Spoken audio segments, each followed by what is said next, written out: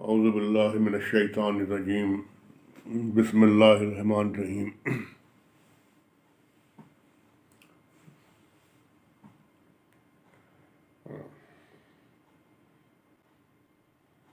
ज़िंदगी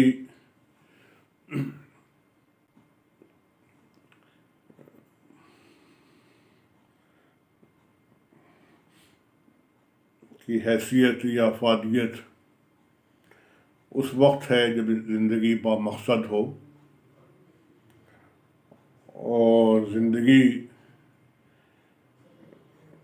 किसी नस्बुलैन के तहत गुजारी जाए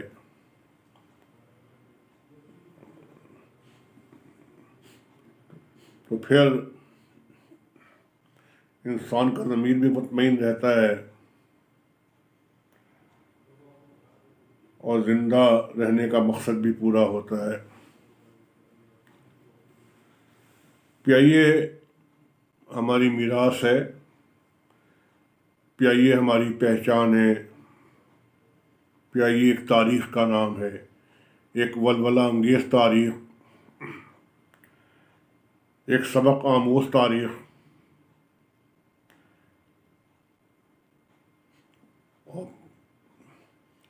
जब प्याइए के हवाले से कोई ख़बर सामने आती है तो फिर उस पर खामोश रहना मैं जुर्म समझता हूँ। वो मैली आँख जो प्याइए की तबाही पे मुर्तकिज़ हो उसे फोड़ देना चाहिए। वो ज़ुबान जो प्याइए के ख़िलाफ़ बोलती हो उसे गुद्दी से खींच लेना चाहिए और वो हाथ जो प्याइए को मुनहदिम करे उसे तोड़ देना चाहिए। यही कम से कम मेरी ज़िंदगी का मकसद है।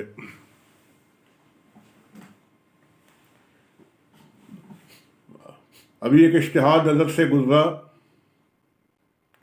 गालिबन ये तीसरा इश्तिहार है जिसमें सीईओ के लिए दरख्वास्त देने के लिए कहा गया है कि वो लोग जो एलिजिबल हों, और जो इश्तिहार का मौजू है कि कौन लोग अहल हो सकते हैं, कौन लोग नाअहल हो सकते हैं, कौन अप्लाई कर सकता है, कौन नहीं अप्लाई कर सकता। तो जो मुस्तहिक लोग हैं वो अप्लाई करें। लेकिन मुझे इसमें से साजिश की बू आ रही है।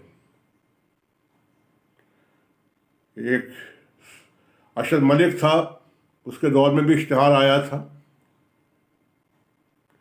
और उसने इश्तिहार को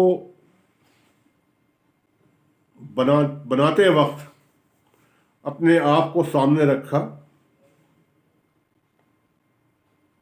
और इश्तिहार को उसी अंदाज में डिज़ाइन किया कि सिर्फ वो फिट आता हो उसके अंदर, कि कोई दूसरे जो काबिल जुहल लोग इस मुल्क के अंदर हैं वो इसमें अप्लाई ना कर सकें। और उसमें वो कामयाब भी हुआ और उसकी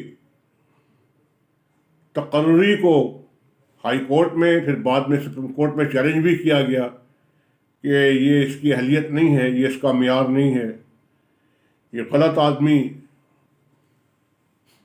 सेलेक्ट होकर आया है। उसके ख़िलाफ़ कार्रवाई भी हुई, लेकिन बहरहाल उसने अपना टेन्योर पूरा किया और वापस चला गया। लेकिन अपने पीछे तबाही की दास्तान छोड़कर गया, बर्बादी की दास्तान छोड़कर गया, तखरीबकारी की दास्तान छोड़कर गया। उसने पीआईए को आसमान से ज़मीन बोस कर दिया, ज़मीन तक पहुंचा दिया। ये तीसरा इश्तिहार उसके जाने के बाद आया है। इसमें भी मुझे गड़बड़ नज़र आता है कि ये भी किसी को सामने रख के बनाया गया है। पहले सीओ की जो एज रिक्वायरमेंट थी वो 62 साल थी, इसमें 65 साल है। कहीं ऐसा तो नहीं कि दोबारा अरशद मलिक को लाने की तैयारी की जा रही है?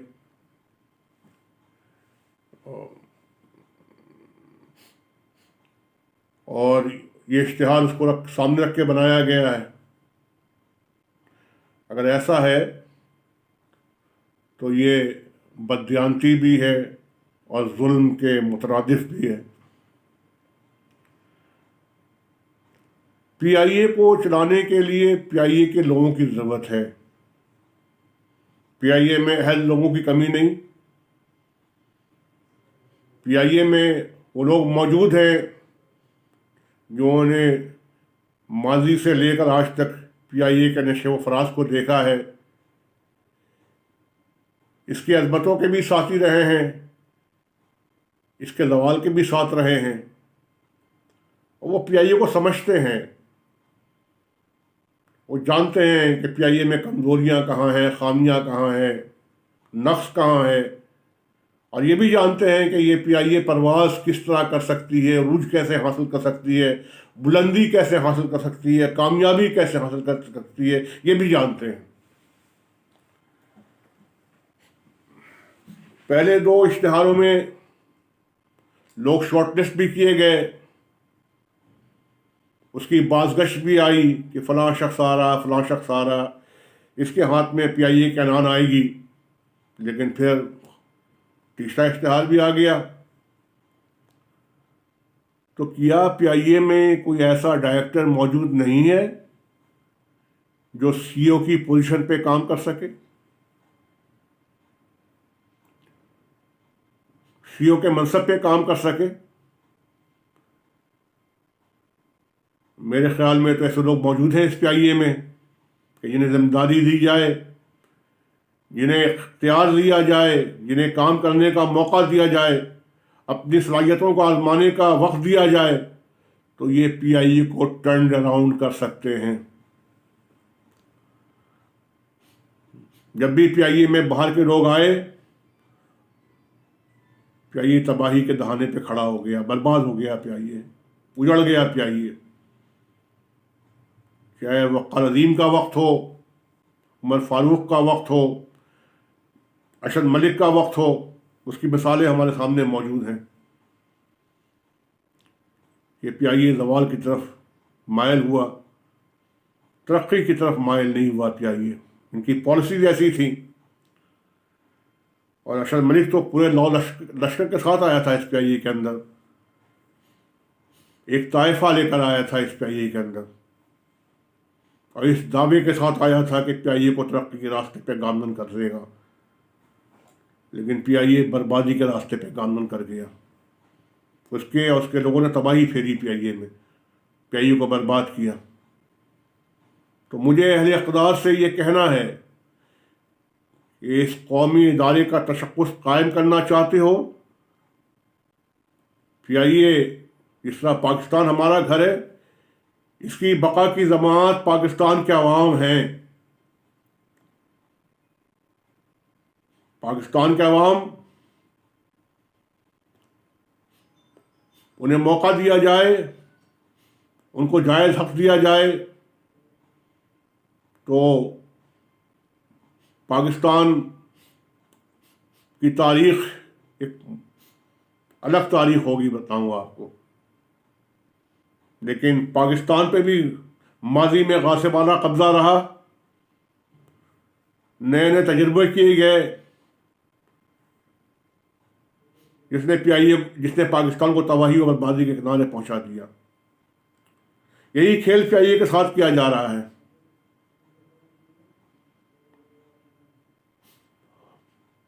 हमें इस पर शदीद तहफ़्फ़ुज़ात हैं, शदीद एतराज़ है हमें इस बात पे कि ये बार बार जो है ये इश्तिहार क्यों दिए जा रहे हैं, किसे लाने की तैयारी की जा रही है। और कोई ऐसा आदमी आए और जिसे पीआईए के अबजद से वाक़फ़ियत न हो, उसने PIA को सलामत नहीं रखना बल्कि तबाह कर देना है। तो मेरी गुजारिश ये है कि आप PIA के लोगों को मौका दें, उन्हें आजमाएं, उन्हें टास्क दें उन्हें आप, और उनसे यकीन दहानी लें कि वो PIA को उसके पैर पे खड़ा कर देंगे, उसकी अज़मत सानिया बहाल कर देंगे और PIA फिर एक बार रूस की मंजिल तय करेगा। मेरे इस बात में बेइंतहा वज़न है, मैंने इस इदारे को 40 साल दिया है, करीब से देखा है। अनवर जमाल से लेकर नवाज टवाना और नवाज टवाना से लेकर आरिफ अब्बासी तक का दौर तरक्की का दौर था, कामयाबी का दौर था, अज़मत का दौर था।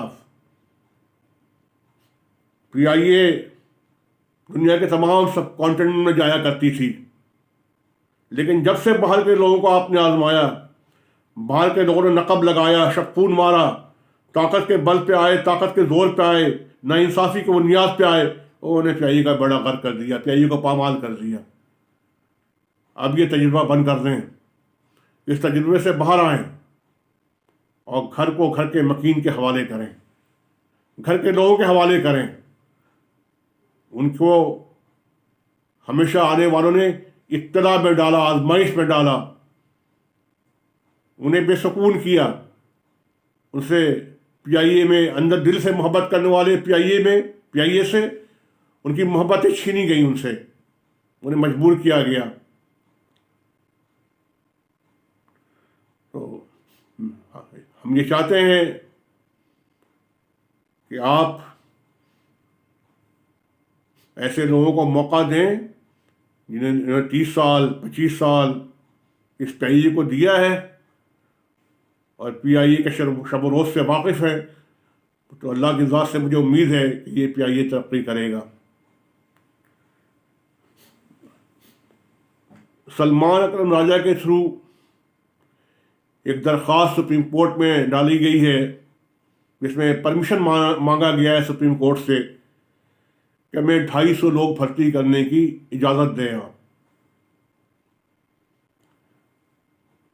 जब ये अरशद मलिक और उसकी टीम आई तो ये कोरस के अंदाज में गाते रहे कि PIA ओवर स्टाफ है, PIA में अफरादी क़ुव्वत बहुत ज़्यादा है, एक जहाज़ पे 300-350 लोग काम करते हैं, जबकि एमिरेट्स पे, कतर पे, दूसरी एयरलाइन में बहुत कम लोग काम करते हैं। ये मुआवजा करते वक्त कभी ये नहीं बताया कि तनख्वाहें कितनी PIA के लोगों की हैं, कि PIA के मुलाजमीन पे आप जो है बजट का तनख्वाहों पे कितना खर्च करते हैं, ये नहीं बताया, लेकिन वावेला किया कि बहुत ज़्यादा स्टाफ है।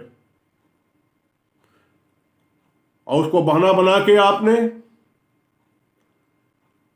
छांटी शुरू की, PIA से लोगों को निकालना शुरू किया, इल्ज़ाम तराशियाँ शुरू किया आपने, डिग्री के नाम पे आपने लोगों को ज़बह किया, VSS के नाम पे लोगों को निकाला आपने। तो फिर आप इतने नाबीना थे, इतने अंधे थे कि एक तरफ आप वावेला कर रहे हैं कि बहुत ओवर स्टाफिंग PIA के अंदर है, बहुत लोग PIA में काम कर रहे हैं, अफरादी क़ुव्वत बहुत ज़्यादा है। तो आज स्टाफ कहाँ चला गया, आज लोग कहाँ चले गए, उन्हें निकाला क्यों? फिर आपने उन्हें बेरोजगार क्यों किया, उनसे रिस्क क्यों छीना उनका आपने, और बंदूक की नाली पे ये काम किया, बंदूक की नोक पे आपने ये काम किया। आज जब पूछा गया कि ये लोग क्यों चाहिए, तो कहा गया कि लोग नाअहल हैं PIA में। आप अहल थे, 4 साल तो आपने गुजारे हैं, 4 साल तो आपका झंडा लहराता रहा इस PIA के ऊपर, आप पे इक़्तिदार का सूरज कायम रहा इस PIA के ऊपर, आप इक़्तिदार पे काबिज रहे, तमाम डायरेक्टर्स के मनसब छीन लिए आपने, तमाम पोजीशन छीन ली आपने, तमाम इख्तियार अपने हाथ में ले लिए आपने। तो आप अहल साबित हुए। रूट्स आपने बंद करवा दिए, PIA के फ्लाइटें आपने बंद करवा दी, अमेरिका जाना आपने बंद करवाया, यूरोप पे पाबंदी आपने लगवाई। ये तो आप अहल हैं इस बात के कि इख्तियार आपके हाथ में दिया जाए। तो फिर उन मजलूमों का क्या कसूर है जिनका माशी कत्लेआम किया आपने, डिग्री का बहाना बनाया आपने, जबकि उनमें तमाम लोगों की डिग्री जो है सही है, उनकी डिग्री जारी नहीं है, वो तहकीक शुदा डिग्रियां हैं। इसको हर बोर्ड ने तस्दीक की है कि इनकी डिग्री ठीक है, फिर निकाल दिया उनको आपने, उनका कत्लेआम कर दिया। उनमें 50 लोगों का इंतकाल हो गया है, अफलास में, फूक में उछल बसे हैं, उनके बच्चे बेगारा मददगार हैं। आज आप 250 लोगों की भर्ती की परमिशन मांग रहे हैं सुप्रीम कोर्ट से। इसी सुप्रीम कोर्ट ने रोका था आपको कि आप भर्ती नहीं करेंगे। कप्तान चाहिए, कप्तान क्यों चाहिए आपको? पाल्पा पे पाबंदी आपने लगाई, सीप पे पाबंदी आपने लगाई, सासा पे पाबंदी आपने लगाई, कप्तानों को मजबूर किया कि छोड़ कर जाए चाहिए, उनका अर्से हयात तंग किया आपने। यही काम सीप के साथ किया आपने, यही काम आपने इंजन के साथ किया।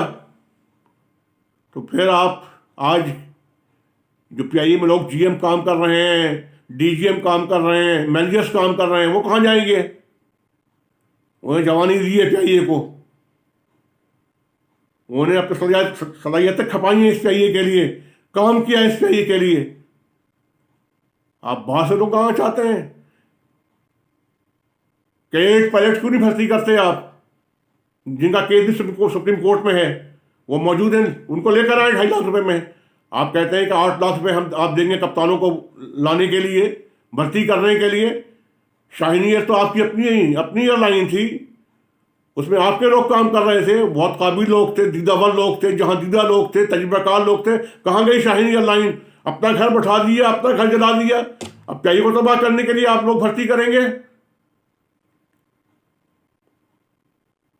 अभी भी सुकून नहीं, दिल को चैन नहीं आया, ठंडक नहीं पड़ी दिन में आपके। आप चाहते हैं शाहीन एयरलाइन के कप्तान पीआई में काम करें आके, तो फिर इसको आप एयरफोर्स 2 बना दीजिए। कोई तो खुदा का खौफ कीजिए आप। तरक्की होगी तो इन जीएम्स की होगी, इन डीजीएम्स की होगी, मैनेजर्स की होगी, डायरेक्टर्स की होगी। कोई जरूरत नहीं बाहर से लोग लाने की। आपने अगर ये काम किया तो ये लीग आपसे कहती है, बावर करवाती है, वार्न करती है आपको कि फिर हम कानूनी चाराजोई करेंगे आपके खिलाफ। पहले भी हमने किया था, आइंदा भी करेंगे। हम इस तरह पीआईओ का बर्बाद नहीं होने देंगे। आप अपनी मर्जी करें, आपने बेइंतहा मर्जियाँ कर ली अपनी, आपने पीआईए का बेड़ा गर्क कर दिया। पीआईए को आपने एक गुलशन को तबाह कर दिया आपने। कितनी बदवाएं लेंगे आप? तो हम फिर आपको वार्न करते हैं कि सीओ के लिए आप पीआईए से लोग लें। जो डायरेक्टर्स हमारे काम कर रहे हैं वो बेइंतहा अहल हैं, काबिल हैं, वो समझते हैं इदारे को, समझते हैं पीआईए को, वो जानते हैं पीआईए के बारे में। उन्हें लें आप, उन्हें सीओ बनाएं और फिर देखें पीआईए जो है किस तरह तरक्की के रास्ते पर गामजन होती है। और जो हमारे जीएम्स हैं, डीजीएम्स हैं, मैनेजर्स हैं, उनको प्रमोशन दें आप। ये बाहर से अपने लोग लेकर आना है, अपने अजीज अकरबा लेकर आना है, अपने हामी और दोस्त लेकर आना है बाहर से आपने, उनकी जेबें भरनी है, उन्हें खुश करना है आपने इदारे की बुनियाद पे। ये लीग आसानी होने देगी। हमने पहले भी सुप्रीम कोर्ट में केस किया था अरशद मलिक के खिलाफ, आइंदा भी करेंगे आपके खिलाफ हम केस इंशाअल्लाह ताला। मैं इसको आज आइंदा जो कुछ सवालात किए थे मैंने आप मैनेजमेंट के साथ सामने रखे थे, कुछ बातें मैंने पूछी थी, जवाब नहीं मिला। इसका मतलब ये है मुजरमाना खामोशी है। तो दूसरी तस्वीर दिखलाएंगे आपको 1-2 दिन के अंदर कि आपने क्या कारहाय नुमाया अंजाम दिया, क्या गुल खिलाया आपने, अपने अख्तियारात को किस बेदर्दी से इस्तेमाल किया आपने, किस जुल्म के साथ इस्तेमाल किया आपने। ये कोई पूछने वाला नहीं है आपसे। ये लीग ने हर आमिर को ललकारा है, उसकी आंखों में आंखें डाल के बात की हैं, उसके जुल्म को रोका है, उसके हाथ को रोका है। तो ये लीग इस काम करने के लिए मौजूद है। हम चाहते हैं कि अरबाब अख्तियार के कानों तक ये बात पहुंचे। हम उन्हें मुखातिब करते हैं कि खुदारा इस कौमी इदारे का तहफ़्फ़ुज़ करें, इसे बचाएं इन जालिमों के हाथों से, और जो 4 साल कारकर्दगी है उनका हिसाब मांगें इनसे। उस कत्लेआम का हिसाब लें आप कि इन्होंने हेड ऑफिस क्यों मुंतकिल किया यहाँ से, लोगों को बेरोजगार क्यों किया, लोगों के ट्रांसफर क्यों किए, उनकी प्रमोशन और पोस्टिंग को सबोटाज क्यों किया इन्होंने, वो मेरिट पे क्यों नहीं किया इन्होंने। अपने लोगों को आगे लेकर आए हैं जो इनके मुखबर हैं, जो इनकी मुखबरी करते रहे हैं, उन मकबरों के नाम दूंगा मैं, उन मकबरों के बारे में पूछूंगा मैं जिनकी सनदें जाली हैं। वो तो काम कर रहे हैं, और जिनकी सनदें जाली दी हैं उनके गले पे छुरी फेर दी गई। ये कहाँ का इंसाफ है। इस नाइंसाफ़ी के खिलाफ हम खड़े होंगे, हम दीवार बनेंगे इस नाइंसाफ़ी के खिलाफ, और किसी को जबर करने नहीं देंगे, जुल्म करने नहीं देंगे। ये जिंदगी इतनी गनीमत तो नहीं जिसके लिए, जिंदगी इतनी गनीमत तो नहीं जिसके लिए अहद कमदर्स की हर बात भुला दी जाए। ये अहद कमदर्स था जो PIA पे गुजरा है, जो सितम आपने ढाया है, जो जुल्म ढाया है आपने। आप नदाफत महसूस न करें न करें का जवाब यहाँ भी देना पड़ेगा और अपने अल्लाह के हुजूर भी देना पड़ेगा इंशाअल्लाह ताला। वमा अलैहिना इल्ला